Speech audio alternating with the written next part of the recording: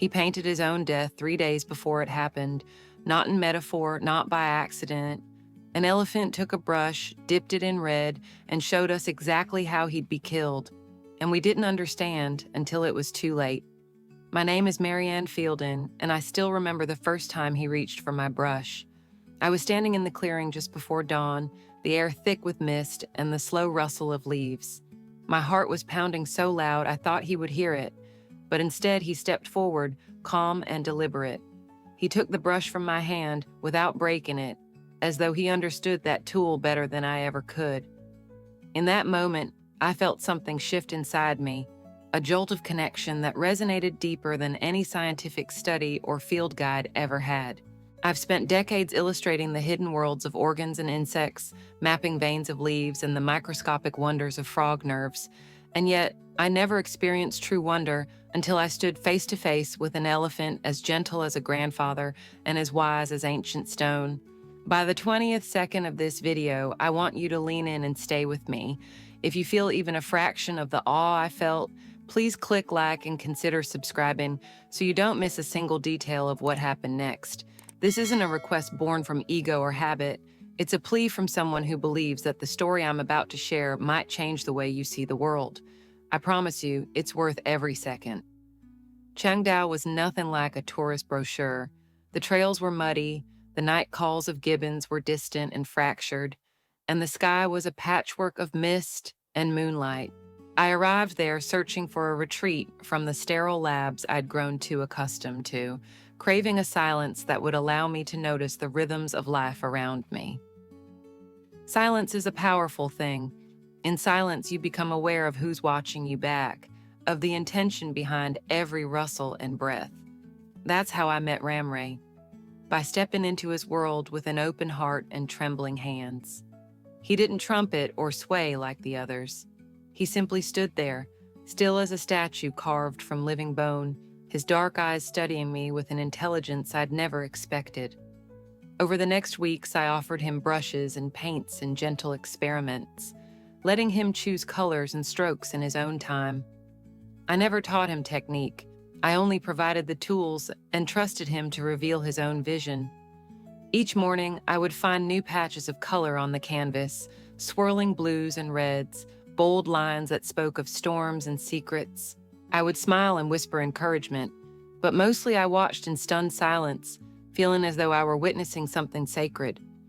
Then came the day he painted the image that would haunt me forever. It was the last painting he ever made. There was a dark shape that resembled a rifle, crimson blotches splattered around it like blood waves.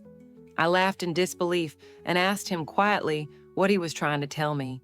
He walked away and never touched a brush again.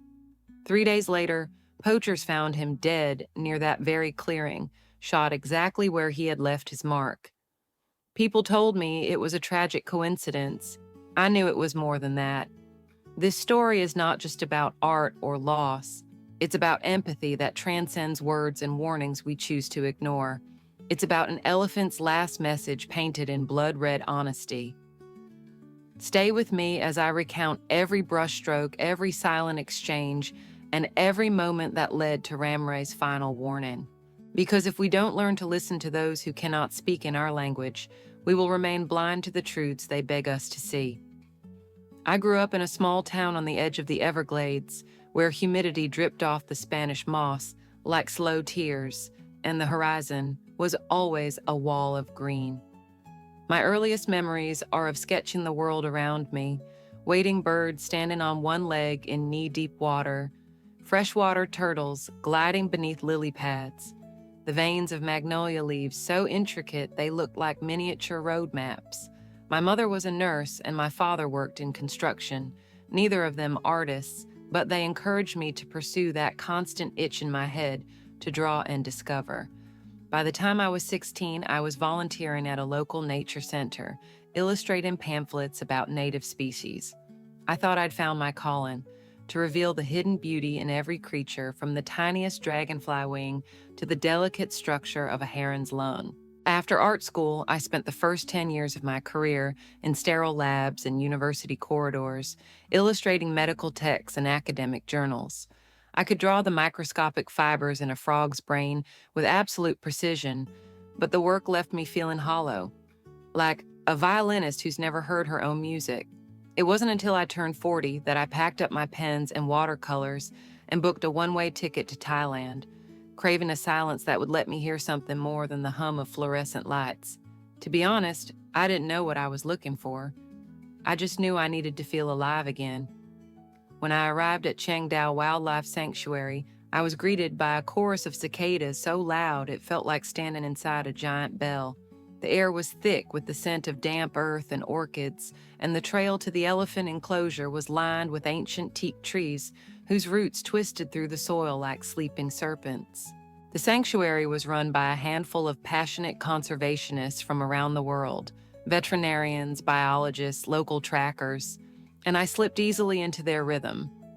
Mornings began before sunrise, preparing feed and medicine, checking fences, guiding tourists through the underbrush. Afternoons were spent sketching and experimenting with brushes dipped in vegetable-based pigments, all of us hoping to build trust with the animals in our care. I was known among the staff as determined, maybe a bit stubborn.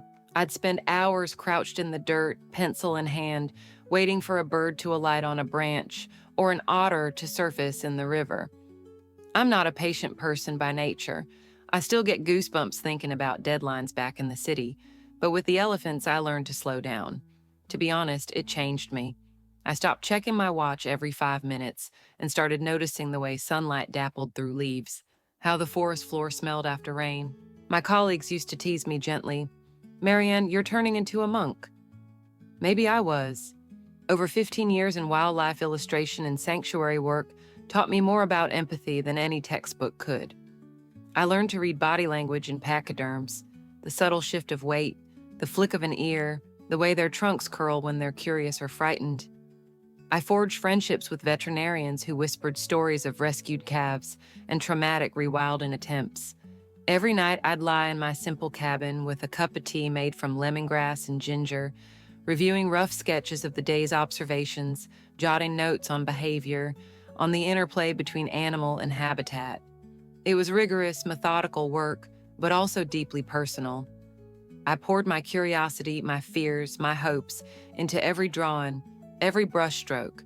That's who I was when I met Ramruay, an artist-scientist seeking more than facts, hoping for a connection that spanned species and spoke a language of trust. I brought all my years of practice and perfectionism to that clearing, belief in observation, in respect, in giving space for wild minds to show themselves.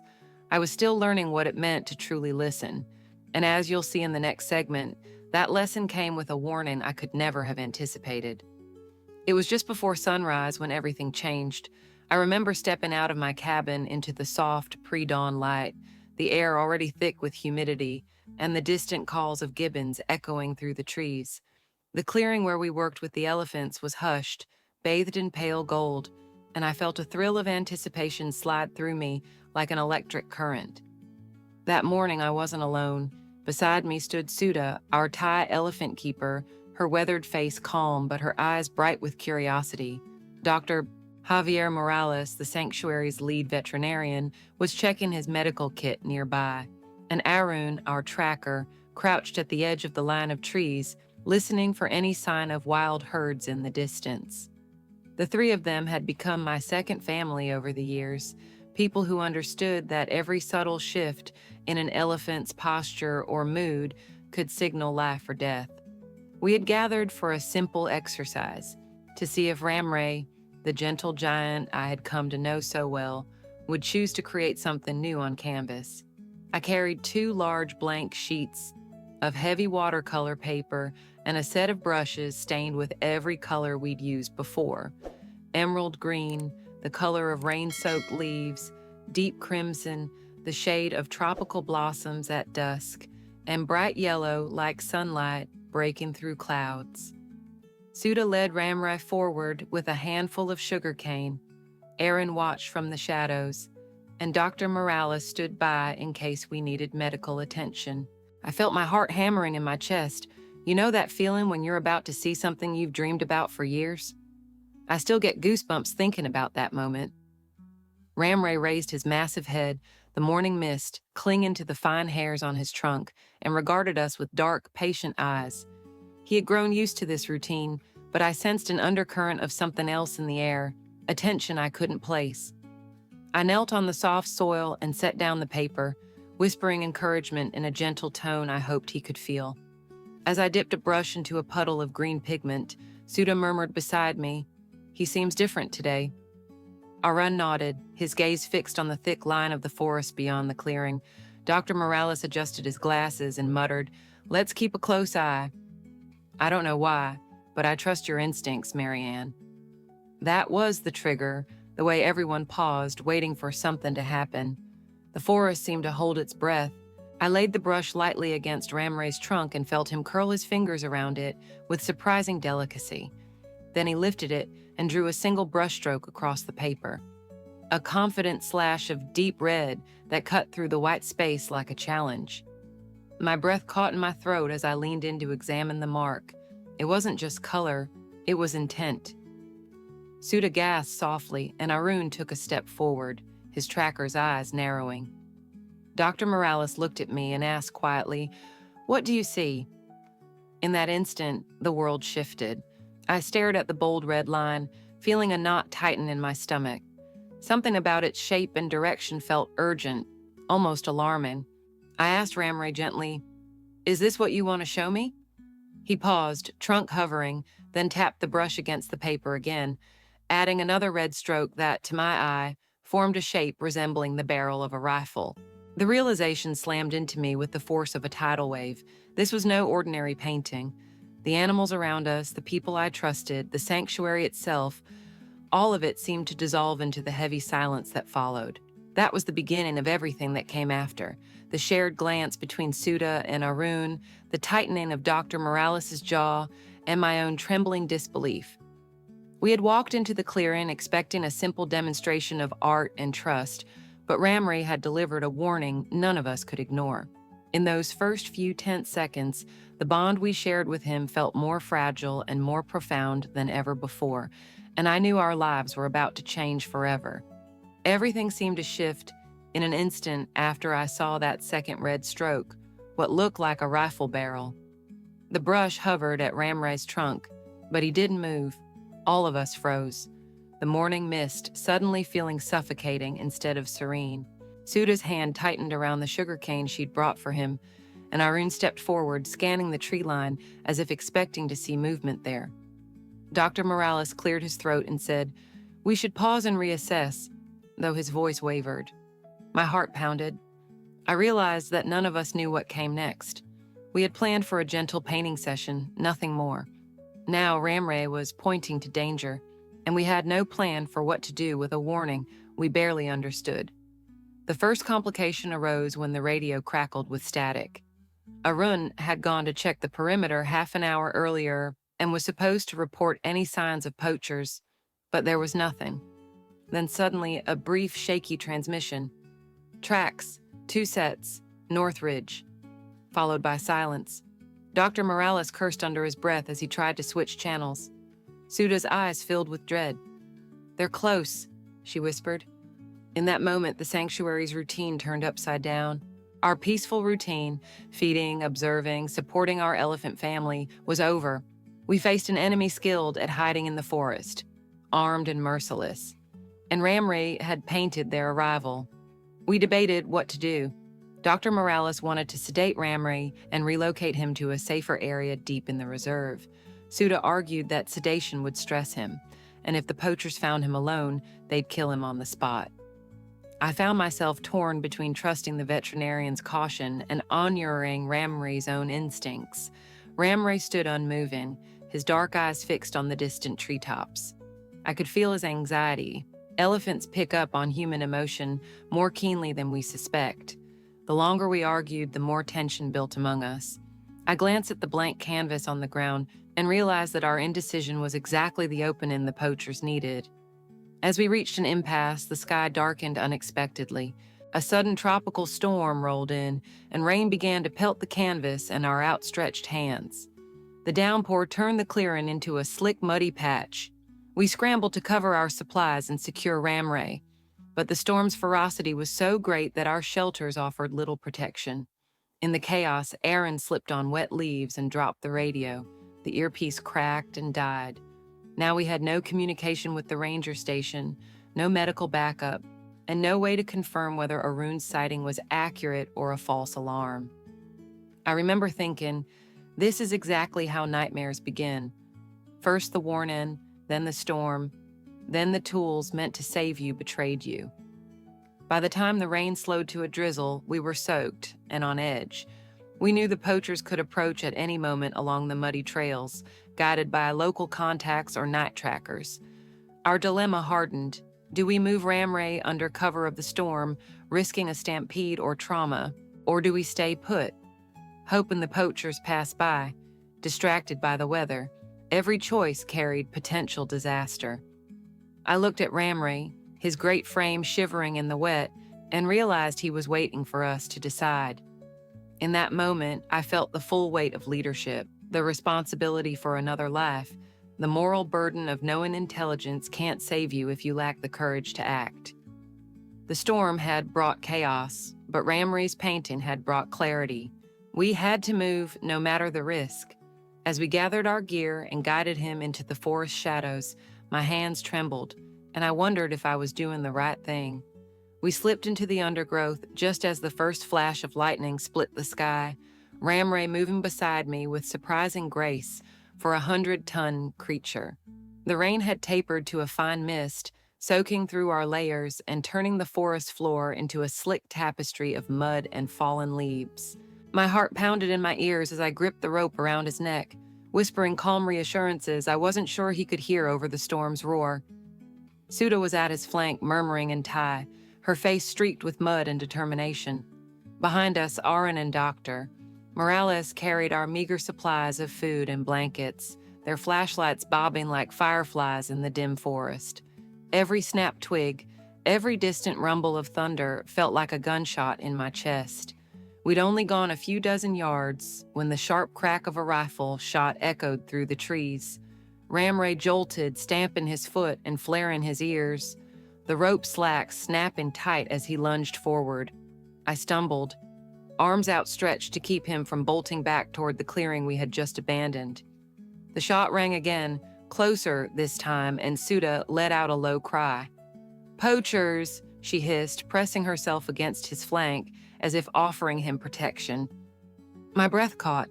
Our plan to move quietly had been undone in an instant. The men with the guns knew he was here.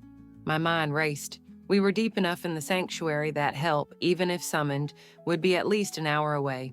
Arun fumbled with his radio, but the mud had jammed the controls. Dr. Morales dropped to one knee, shaking the device, and whispered, "It's dead." I felt panic rise, a hot choking wave, but I forced myself to exhale slowly and look at Ramruay. He was trembling, his trunk curling around my arm, and I realized he was waiting for permission, for guidance, for any sign that we weren't leaving him to die. Lightning flashed again, illuminating the ghostly shapes of trees and distant hills. There, between two trunks, I saw them, silhouettes in the rain, rifles pointed, eyes glowing with greed and intent. They advanced with calculated steps, their boots sinking into the mud. My throat went dry. We were 5 people and 1 elephant against armed men who wanted only to kill.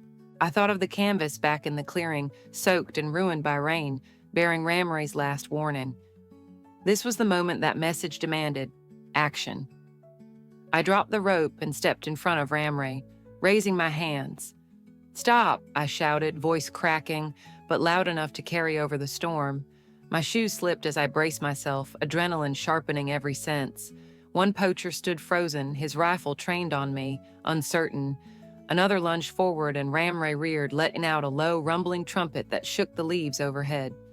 The poachers hesitated, eyes wide at the sight of the great beast's power.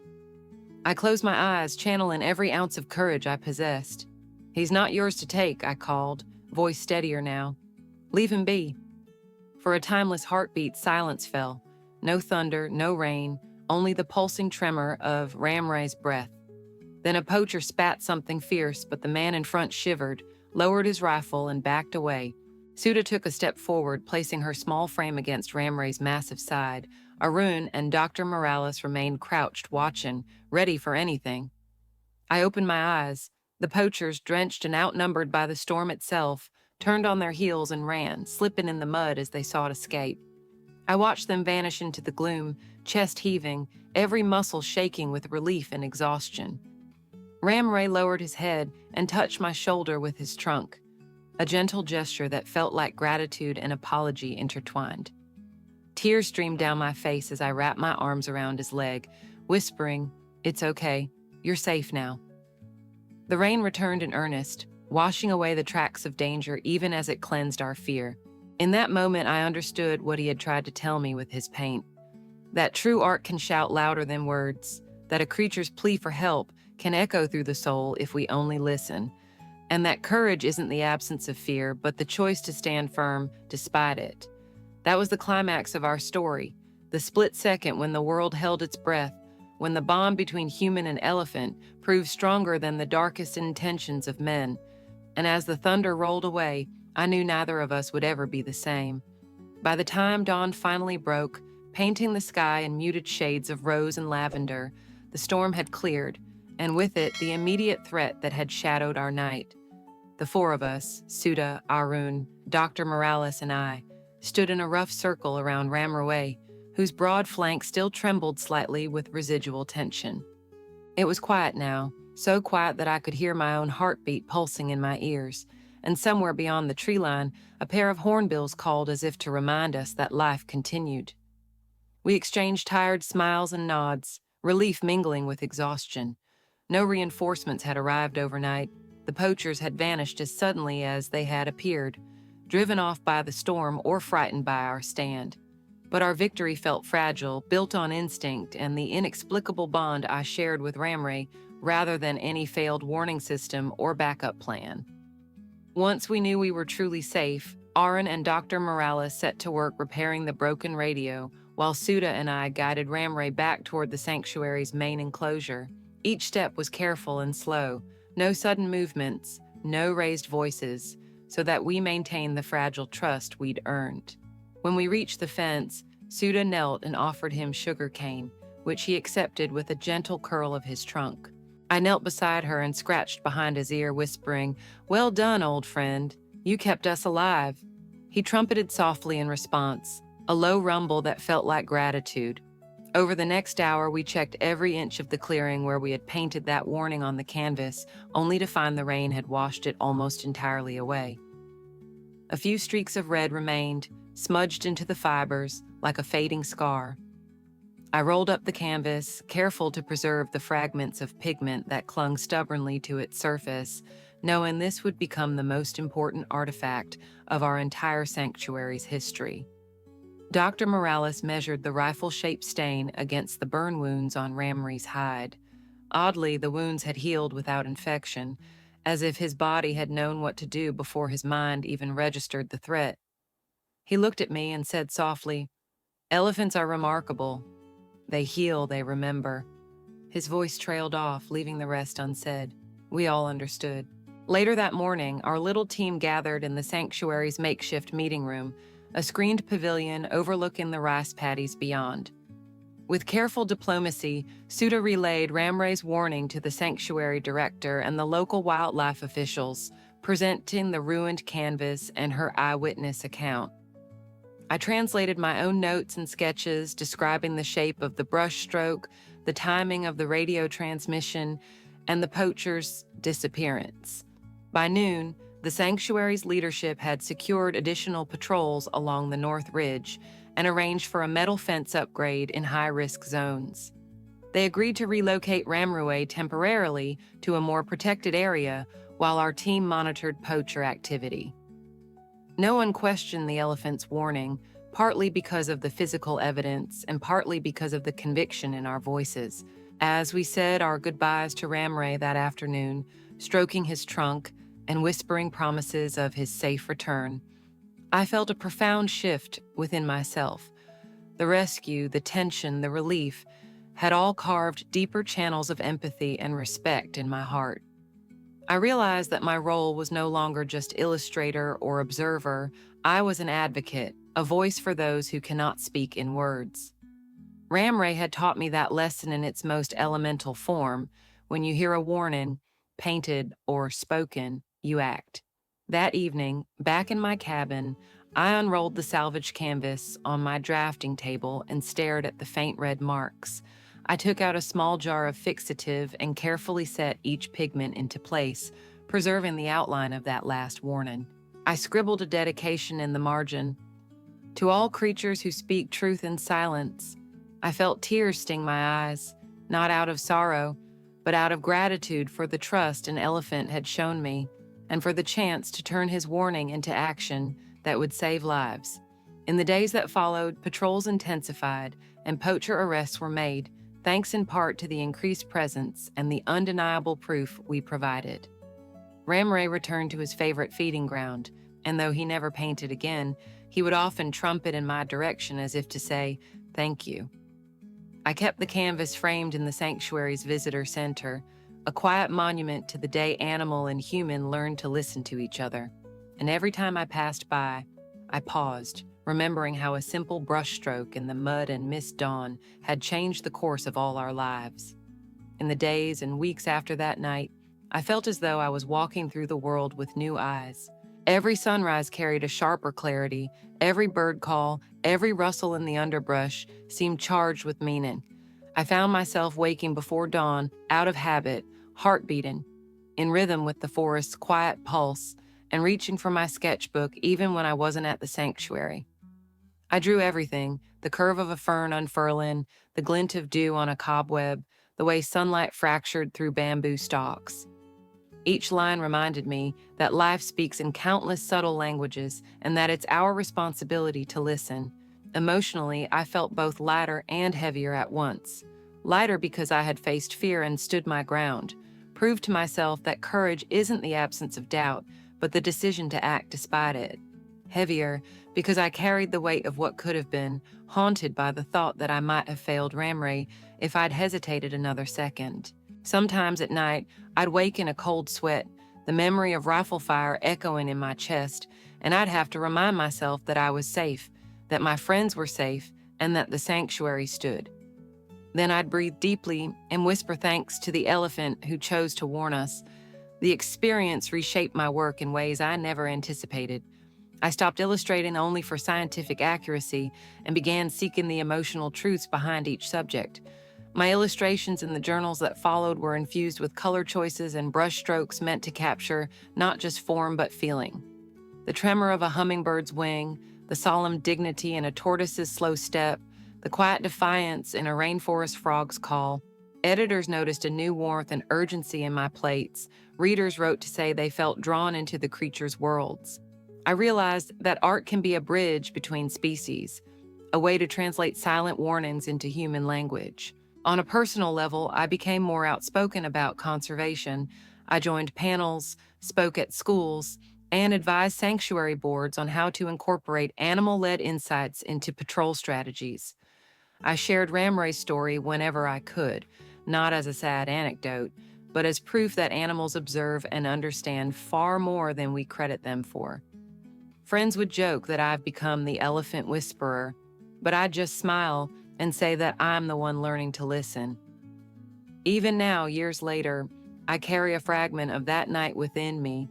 When life's distractions cloud my perspective, I return to the memory of Ramruay's brushstroke, bold, unambiguous, urgent, and I find my moral compass realigned. The aftertaste of that story is both sobering and inspiring, a reminder that we share this planet with remarkable beings whose messages deserve our full attention, and that true empathy arises when we dare to look beyond words.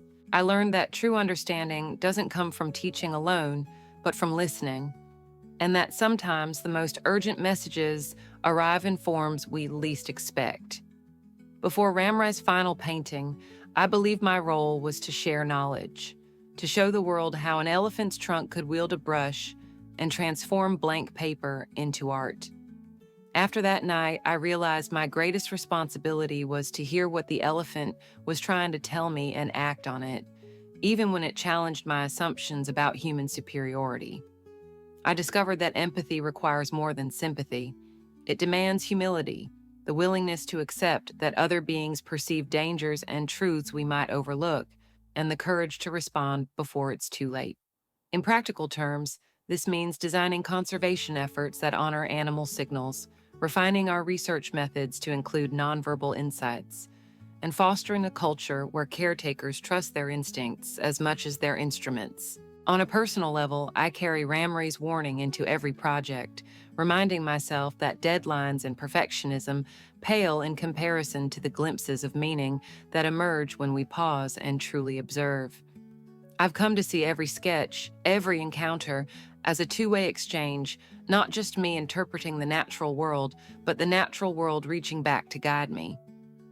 Ultimately, the lesson I carry forward is simple yet profound.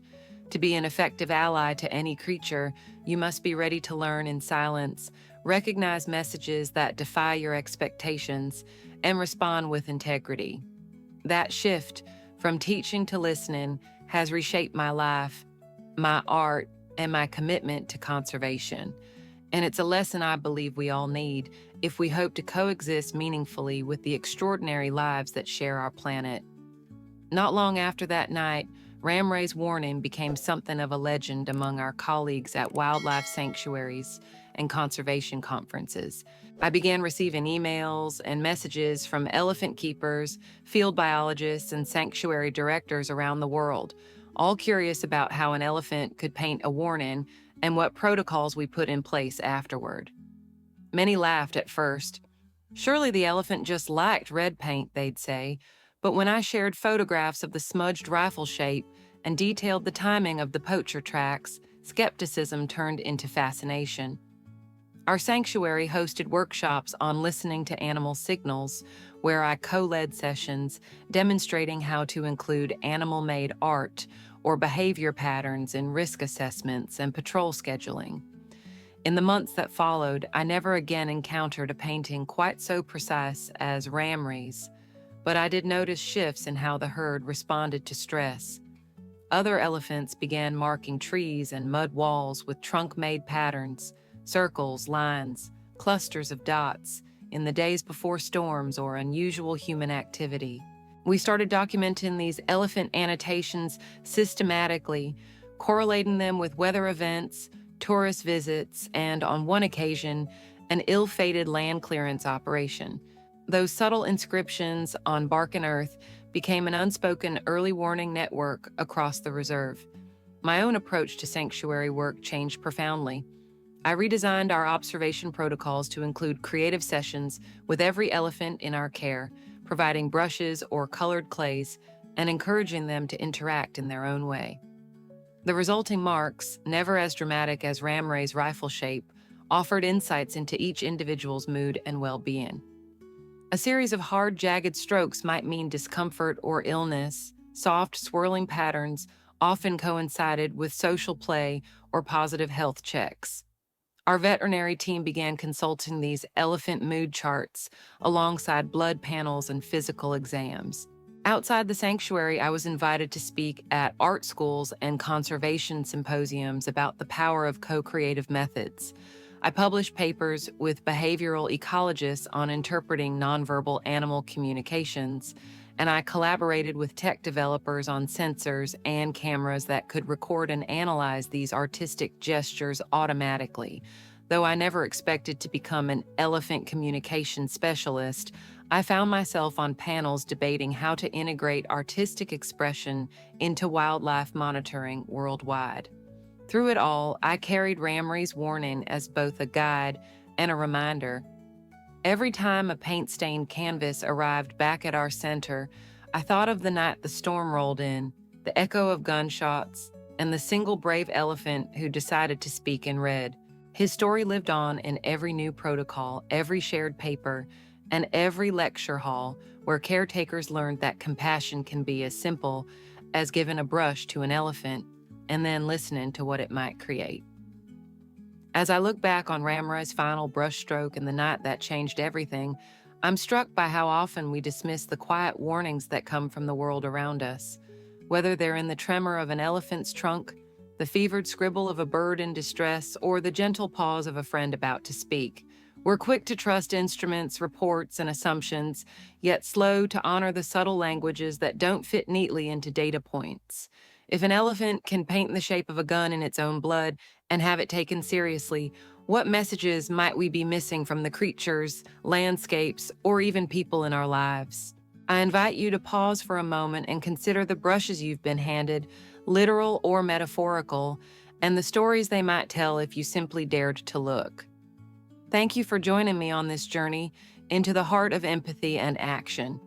If Ramray's warning teaches us anything, it's that the first step toward true understanding is the willingness to listen without prejudice.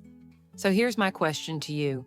What was the last time you ignored a warning that, in hindsight, you realize you should have listened to?